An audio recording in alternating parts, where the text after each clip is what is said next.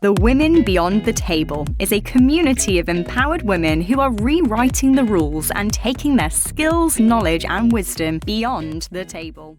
Hello, everybody, and welcome to Women Beyond the Table podcast. Today, we have a very special episode. I swear I keep saying that about every episode because each one is really special.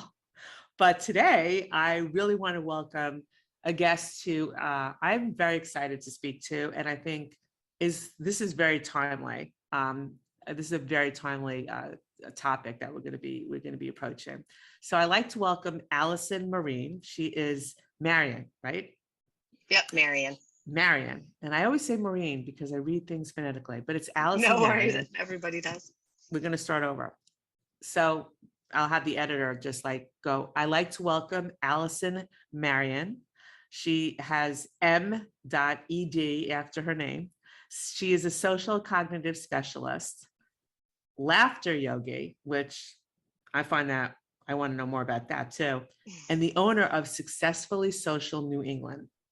So with over 15 years of experience working with neurodiverse learners, Allison Marean, M.Ed, saw early on as a special education teacher, the dire need for social emotional education for all learners.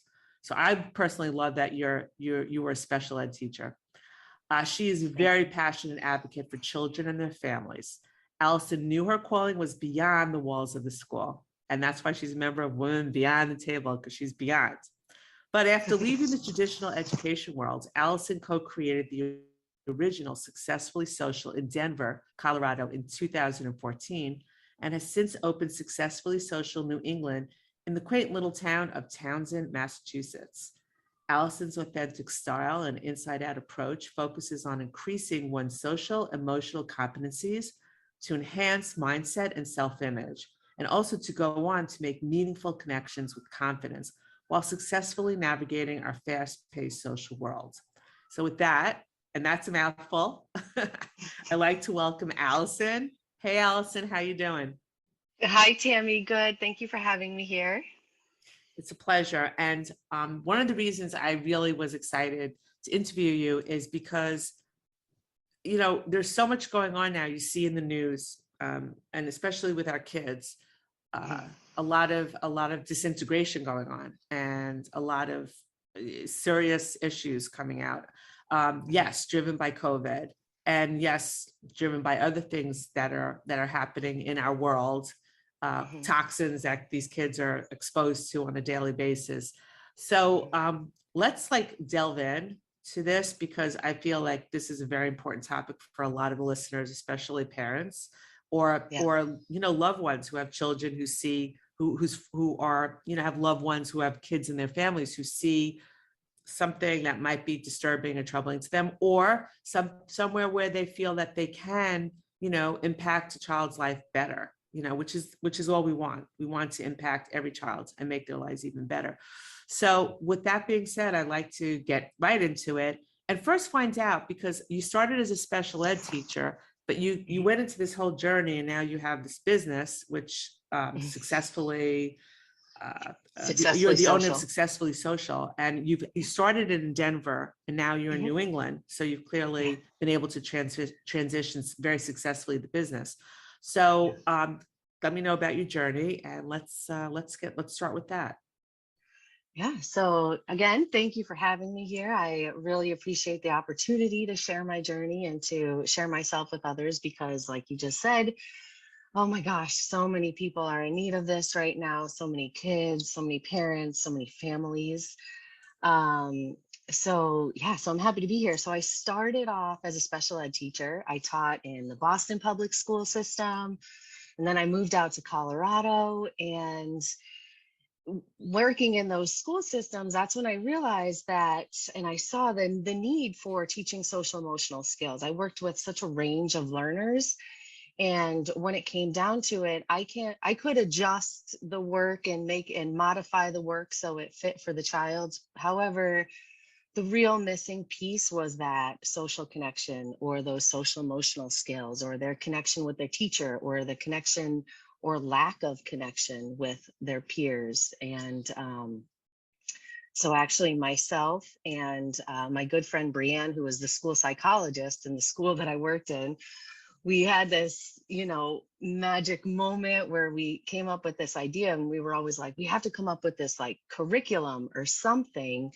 And that's when the idea of Successfully Social was born. And we both decided to leave the public school sector and start our own business where we can really coach kids and focus on those social emotional skills and that social cognitive learning, the understanding of perspective, helping kids understand their own mind and what other people are thinking and feeling. So that's what we did, and it was great. And yeah, and then since starting in Denver, I'm originally from New England, so I moved back to New England to be closer to family because I had two children of my own, and my husband and I, we just love family. We wanted to be by family. So I came out to New England and I worked for Social Thinking, and which is created by Michelle Garcia Winner. And it's this great methodology that really focuses on social emotional learning. And so I worked there for a couple of years, but I just, I think you can relate to this, Tammy. I just love following my own path. So I had Right. to. You're like, you were meant to have your own, do your own thing and do it your way. I find it fascinating. Like when you were back in the school system, like you recognized so clearly that what the need was, but that you just didn't say, well, you know what, like this is a school and this is how it's laid out, and I'll just, beat to that path kind of thing. You said, no, I want to make a change. I want to see things done differently. And that's what really, and you probably also had that learning, that opportunity to put it into practice and then, just build it and go forward from there. But like, I just like that you said, okay, I can do this really well. And then you made that change from, the school education system that we know it to going into your own thing and saying, I could probably impact as many people doing it this way and many families doing it this way. And coming back to New England, was it very different than Colorado? It was like the whole, or was it like, okay, it's kind of the same, it's not a big deal because it's one coast to the other? Did you feel like there was a difference between the two, working in the two coasts? Yes and no. I'm originally from New England, so I'm, it was like putting on an old sweater, but honestly, starting out in Boston and then going to Denver, it's like the need was the same. It doesn't matter where you live. Right. The kids were there, and there was always those students that I had that left that mark in my heart that made me always wonder where they ended up. Could I have done more? Should I have done things differently? And that was, I think, really the desire behind Successfully Social, was like, we could do this. We could do this our own way. We could put the fun back into it. We don't have to deal with all the systems and the testing, the bureaucracy. And all the there's a lot of bureaucracy. Plus, you can definitely maintain these relationships and always be in touch with the family and know how things are going, which to me is like very important, because a lot of times you'll see somebody will come in with a program and they'll work with a team, or they'll work with whoever for like 2-day session or something, and then they leave. And they're like expecting change to happen, or that it's because it takes time. Nothing like happens in 2 days. It takes time, and it takes a lot of follow-up, and it takes accountability on behalf of the parent, showing up and everything, and then keeping on with it, because there's nothing like a long-term, kind of tracking, because people do slip. That's human nature. And I love the fact that now, working for myself, I can create these connections and these relationships with families, like you just said, that can go beyond, that can go beyond the walls of the classroom. That I don't have to feel like uncomfortable, like checking in on this family and saying, hey, how is so-and-so doing? Right. Hey, just reaching out to, check in. And that was something that I always felt that I couldn't do as a teacher. And so now I really love that. And I think that's what families need. And that was, speaking of my journey, I think COVID really helped me realize that I can't just focus on the child. I really need to focus on the child help their parents and support the whole family. And that's what I have really loved doing. And I've since COVID, I've added more of a parent component. I've always had parents, take part and wrap up and know what I was doing during my coaching sessions.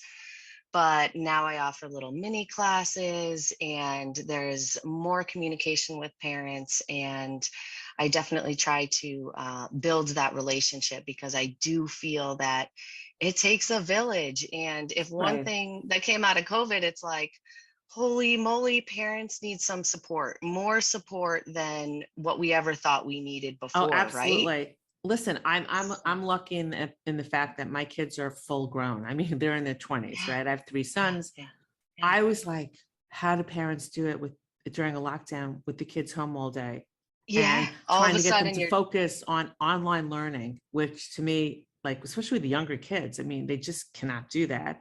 They need the yeah, social interaction. And absolutely. I was like, my hats were tipping off to Yeah, anybody with kids who are at home, because it's very challenging. And then you have to work on top of it. And you have to keep these kids, sane and engaged. And especially, and then there was the parents in the cities. They didn't have the outdoor, capability or the space. If you're in an apartment and all the kids are home all day, 24/7 for months on end. Listen, how many parents are like, the weekend, they can't wait till Monday comes, or they want the school vacation to be done. They can send their kids to N- school. No, seriously, it's like, Monday it's a never big thing. came. And yeah, Yeah, right.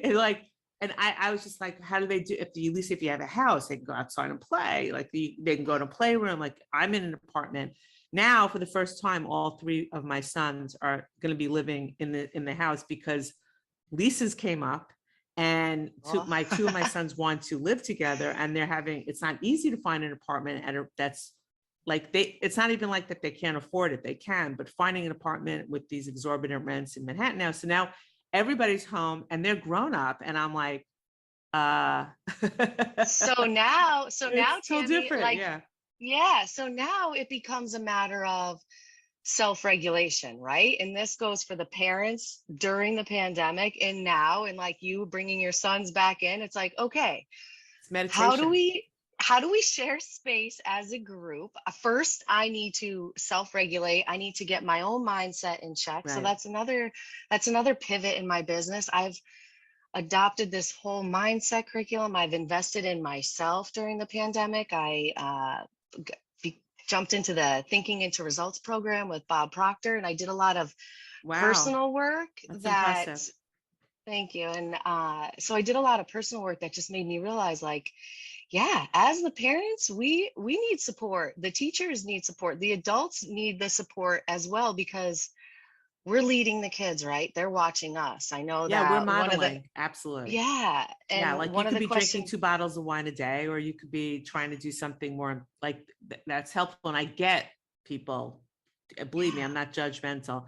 I also, absolutely. during COVID, I was like, I hired a life coach, I hired a business Yeah. coach. I was like I did Tony Robbins, I did Mind Oh yeah. Valley, I did Life Book. I was just like everywhere. I was just like, I Yeah. was eating it up. But I Yeah. realized, like, yeah, everything starts with you. At the end Yeah. of the day, it starts with you. Absolutely. But it sounds like initially for you, COVID might have been, okay, how do we maneuver, because you probably were doing everything more in person with the kids, and then Yeah. you had a So I had, transition. But it sounds like that transition actually opened up other avenues. So yeah, it started as it a challenge, absolutely, but it became like an opportunity. And I think COVID was an opportunity. It was a big look. COVID's terrible. People died. It's not a good thing. But I think there was a absolutely. lot of opportunity, because people had to stop and listen and think for a minute, and it did open up the minds a bit. People were like, I want to do things differently. So how did Yeah. that impact you, from going in person to now with the children, and having, because with kids, to keep them focused, and now you have to move to online and maintain this connection with them. Well, and that's the thing. So that's like the breakdown, right? Because now kids are shifting to virtual. So first of all, I had to shift to virtual too, which is, being a social person was not, like, I fought it. I had my my valley during COVID where I was like, I'm not doing this. I can't do this. but I shifted. And then it was like you said, the parents were there. So the parents were working on getting their kid to participate and think about what was going on in the group.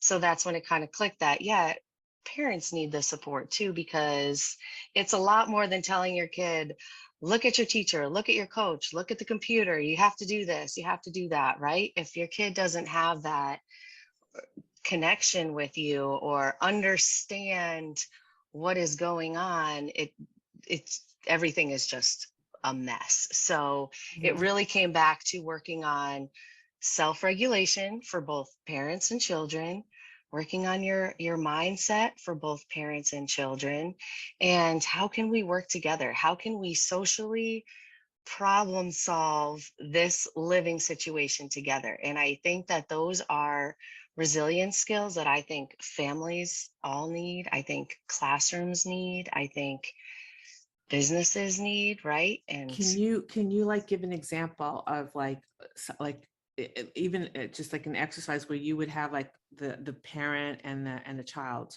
like kind of get into like have a in sync experience where they're like in a positive mindset, how the parent can set that and then the child can pick up on that, and it's, you know, something like an so example. So it's a matter of understanding as a parent, right? We're always like, okay, my child has to get school done. I have to get work done while they're doing this. Like we have our mental steps that we do, right, in our head that we don't necessarily share with our kids.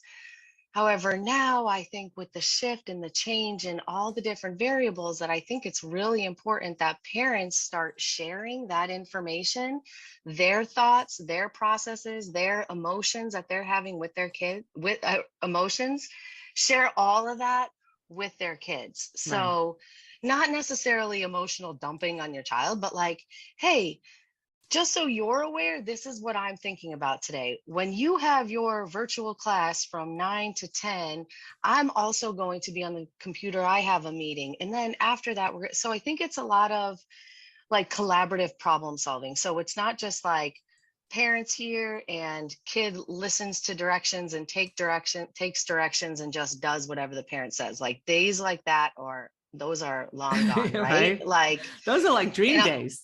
Yeah.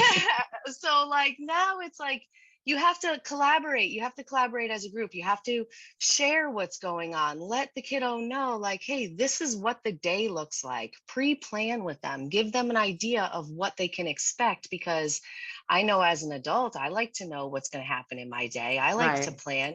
And I think with all the uncertainty, I think a lot of kids like to know, like, okay, what is going on today? Like, can you give me the gist? And I'm not saying that parents have to like dictate it out like 9 to 10, 10 to 11, but like give an idea of what's going to happen, right? And then I think they have to be honest with their kids. All right, you might not really like this 9 to 10 virtual class, and I am not really going to like this 9 to 10 meeting that I have to go through. However, we're going to get our coffees, get our waters, we're going to get through it. And then afterward, we're going to have lunch and we're going to celebrate. And I think that that's what we do as adults. That's a really nice way of doing it. Yeah. Yeah. I think as adults, we mentally prep ourselves for whatever. We do the thing. And then afterward, we do kind of celebrate in a way. Like, I don't know what you're doing after this, Tammy, but I know that like I have errands to run and I do plan on getting myself a cold drink. I don't know if it's a nice coffee or a milkshake I'm yet, going but to download this celebrate. Recording and I'm going to like, work, you know, get it moving, which I'll be very excited about. Yeah. Right. And I'll give myself a nice coffee. Yep. But tonight, at the end of the day, like at the end of a long work day, don't you do something to unwind? Don't you do something to like self-care, to give yourself that like, wow, I did this, you know? And I think that's a lot of times that we do that, but we don't explain how to do that with our kids. And so they mentally don't know how to get through all this crazy daily life that we have, or all the craziness that's going on in the world. And I think it's really important and that's another thing. I mean, they are exposed. It depends. Like they are exposed. They hear things. They know things that are going on. And I often wonder, you know, I don't know. It just seemed like I remember growing up and because we didn't have the media. I mean, we didn't have social media. We didn't have any of this like access. Now your Yeah. kids are like 1.5 and they're scrolling on a on a device. They It know just what's shocks going on me. before we do, Yeah. right? And they get So I it and think, they know how to manipulate and they know how to work it. And I'm just like, wow, how do you really like, because they're taking in all this information and they don't always talk to you about it and it affects them. So I'm just always like, that adds a whole other layer because it's not and just that's, about like, what's going on in the house. It's also what's going on in their circle of concern, which they really don't have. They really can't impact. They can't even really impact their circle of influence when they're very young. Like it's hard. They're members of a tribe. And your brain and your subconscious tells you, okay, you have to survive, you have to fit in, you have to like act accordingly, or you won't make it in your tribe.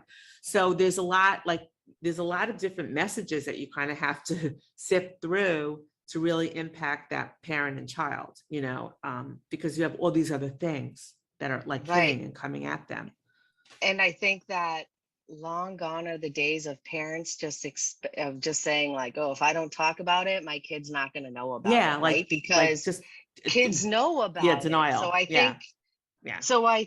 if you're not talking to your kid about it, you are doing yourself and your child and your whole family a huge disservice, because your kids are hearing about it. They know about it. And I know that like my kids are going to hear stuff and see stuff and think stuff, but I want them to also hear it from me. And I want them to, you have to have boundaries You want them to everything. also come to you if they have questions. You don't Yeah. want them going to like their peer in the playground for their take on it, Yes. because that's what So they'll do also, right. So by being honest with them, you open up that door for, hey, I'm being honest with you. You can feel free to share your thoughts with me. And, we can talk about this. And I think it's now time to make talking about your feelings and things that we didn't like, but also adding the things that we did like during the day. I think we have to make that a norm, because I think pretending that things aren't happening or not talking about things with our Or the kids do as is I say, not don't do as helping. I do. Like the mentality is just do what I say. Like this is it. You got to do it. Right.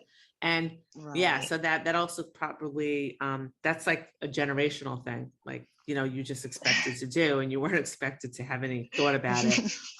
You expect to Yeah. produce. Like the teacher's always right. Like that was how a lot of us grew up. But so I think it all gets down to positive habits, because positive habits Mhm. help achieve, your goals and everything.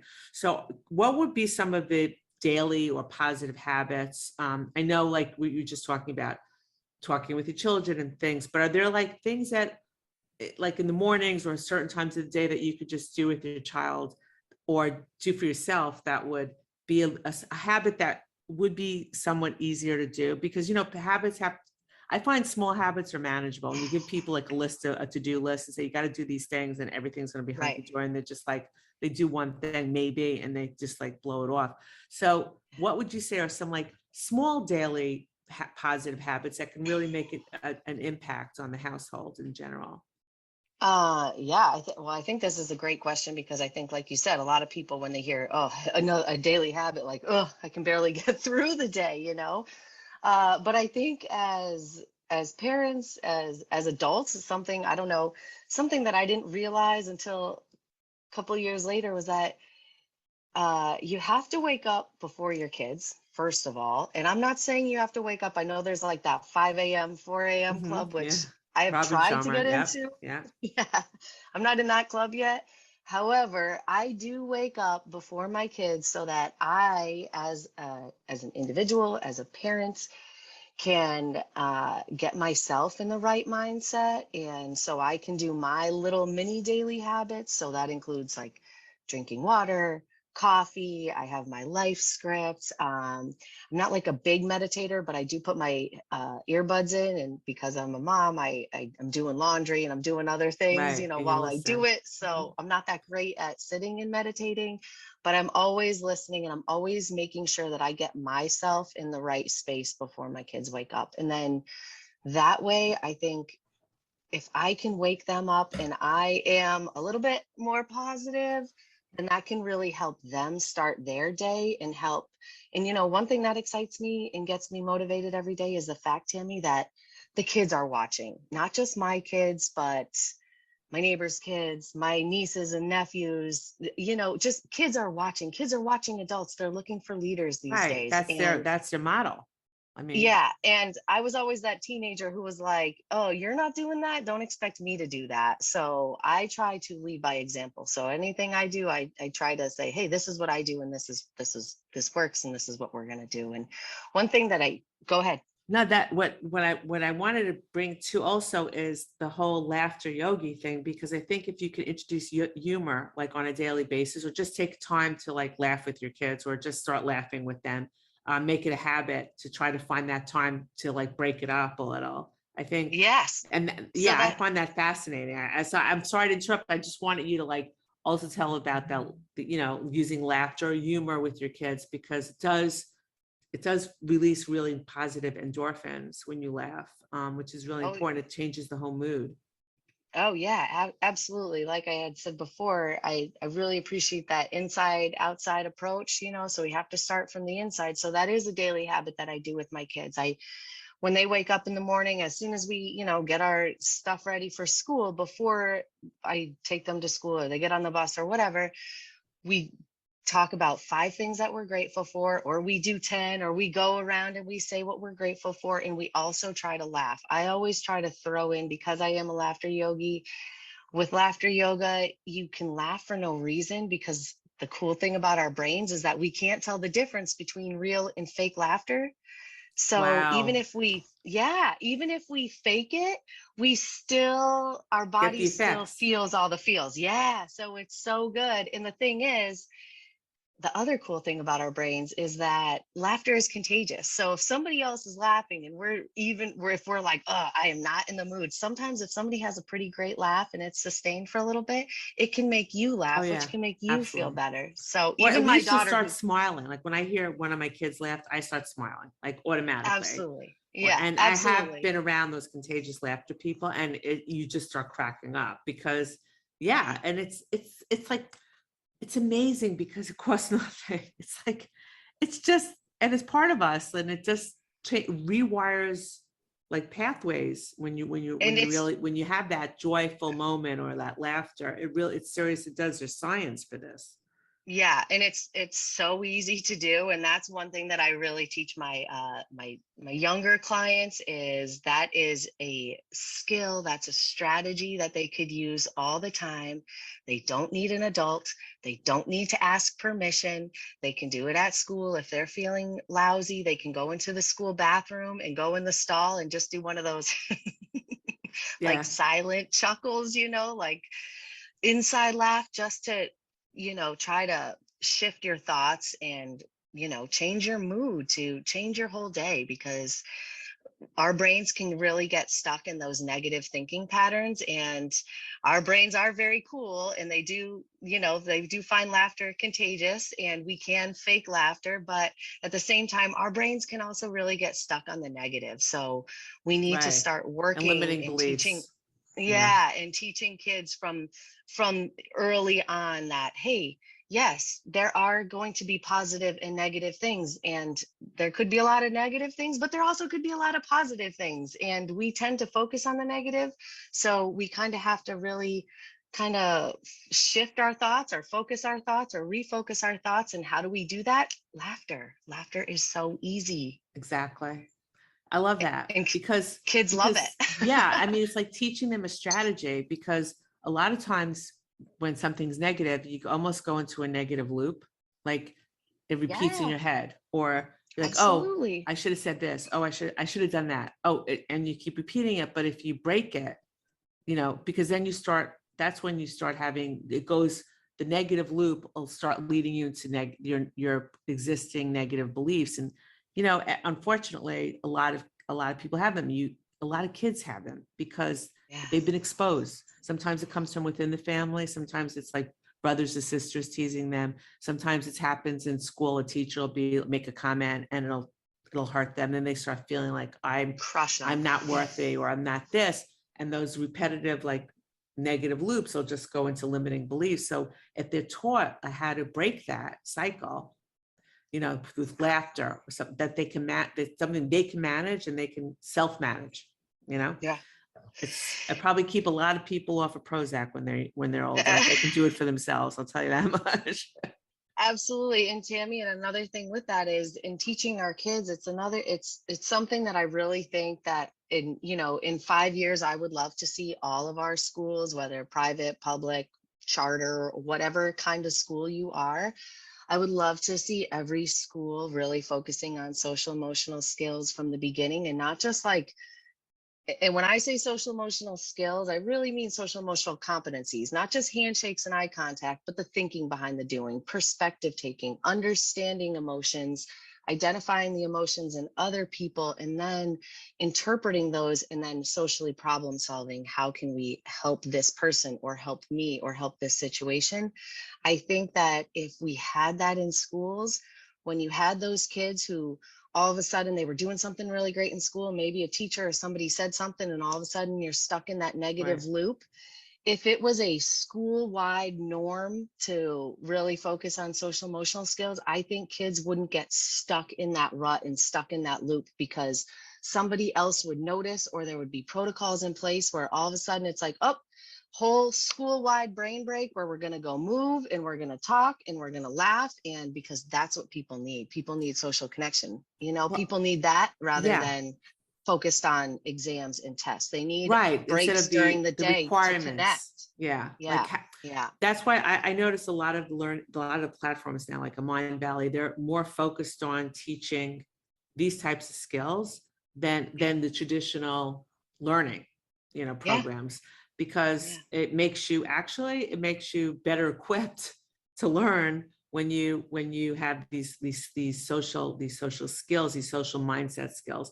But it sounds like you've had this aha moment with what needs to be done in schools. Are you planning at all to, reach out to the school districts and start like locally and say, hey, I have this curriculum. This is what we're doing. This is what we believe. Let's try a pilot program. Or are they interested in these kind of things? Yeah, actually, so in addition to Successfully Social, I actually am also partnering with Townsend, the town of Townsend, their Park and Rec department. And I'm going to be doing a whole mental wellness, social, emotional, I don't know what we're called, I guess programming for the town beginning in the fall. So I'm going to be offering little mini courses for kids. There's also going to be a parent component to that. So parents are involved. Brilliant. Yeah, so it's really great. I'm partnering with the Park and Rec, and also I'm part of the CAPE Empowerment Program. And this is some people that I met through my Thinking into Results course. And it's a group of mostly women, actually, from all over the United States. Men too, men are a part of it. But I love to highlight the women. And a few of the people are former educators or speech pathologists who have left the school districts they've developed this mindset and empowerment program that conditions your subconscious mind and develops social emotional skills to optimize growth and desired outcomes. And we're all so excited. It's called CAPE, and we're actually sharing it with schools now. So I love that. Yeah, so I have goosebumps. We actually just kind of had this big kickoff meeting last week. And so now I'm glad I asked that question. Yeah, me too. So so long answer, we do have something for schools that we're sharing. So if somebody's interested in that, please reach out. I would love to share that, because I know I'm going to be blasting that off to everybody this week, because it's so important, so needed. We needed this 20 years ago, Tammy, but I know. But listen, it's never too late. But we're here now. Yes. Yeah, I agree. It's never too late. And it's never too late. That's a motto. And talking about organizations, my last question, basically, my final question is, how long have you been involved with Women Beyond the Table, and what does the group mean to you? What does, Women Beyond the Table mean to you? Oh my gosh, I've been with Women Beyond the Table, I think since the beginning of fall 2021. And well, first, when I heard of the name, I was like, whoa, because I love the idea of out of the box thinking. And then Beyond the Table, I was like, whoa, here I am. I've been fighting for a seat at the table, but yeah, I want to sit beyond the table. I want to make change. And it resonated with me, with Successfully Social. That was our plan, to make change beyond, outside the school walls, like, break through and make some big changes. And so Women Beyond the Table has been a community of women who are all about making those positive changes. And they feel like it's not too late, that we can make changes, and and I am honored to be a part of this community. I feel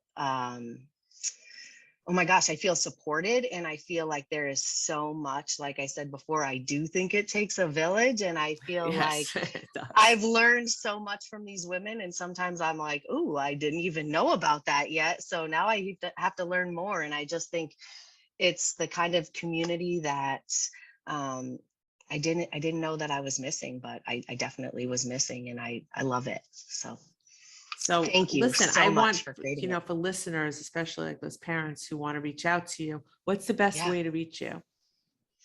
Well, they could look me up through Successfully Social, NE for New England.com, or Allison Marean on Instagram or Facebook. And again, it's Marian, sounds like the girl's name, spelt a little bit differently, Marean. And yeah, or they can find me in my backyard gardening and playing with my kids. I love those posts of you gardening and playing with your kids. I'm like, oh, look at that. The Thank nature. you. It's so beautiful. Yes, yes. I think that's another thing. I think it's so important that people take time to play and enjoy themselves, and however play looks like to you. And I'm not just talking about sitting on the floor with some blocks, if play is gardening or running or hanging out with friends, like whatever, move your body and do something that feels good. If you're not spending time, taking time to do that, I think you're really missing out on life. Yeah. So That's how people get burnt out. They don't take any time to stop Yeah. and just like be in the moment and enjoy it, or take the time to do something that feeds their soul instead of just like looking at a computer all day, and I had the little OCD problem with too many, like the lists, I still work on that. Like I have to get through my list and I have to kind of cross everything. So I'm trying to like say, okay, you know what? I'm going to schedule in time to take that walk, go outside, go up to the roof, hang out on the roof, like do something that just breaks it up, because otherwise And I think you're a robot.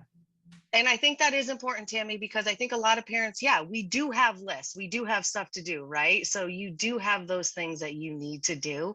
And I think if you can't, and I'm not saying that you have to take 3 hours or the afternoon off, but I think, like you said, taking those little mini breaks Right. to just take some deep breaths, go check out the view, take your shoes off, step outside. I don't know, laugh for a minute, set the timer on your phone and laugh for a minute, or I don't know what you have to do, but even taking those breaks, they can help you chop that list right down, because then you're more motivated when you go back, right? And do your stuff. Yeah, your brain needs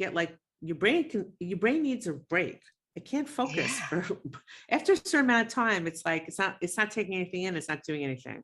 So you have to give your brain the break so that it can go back to focusing. And that's where they got sleep on it, because people were like, I'm pulling an all-nighter. You're not doing anything. You're not actually advancing anything for yourself. Actually go to sleep, wake up in the morning. It's going to look completely different. Anything you wrote, you're going to rewrite. It's like, sleep on it, because your brain needs sleep.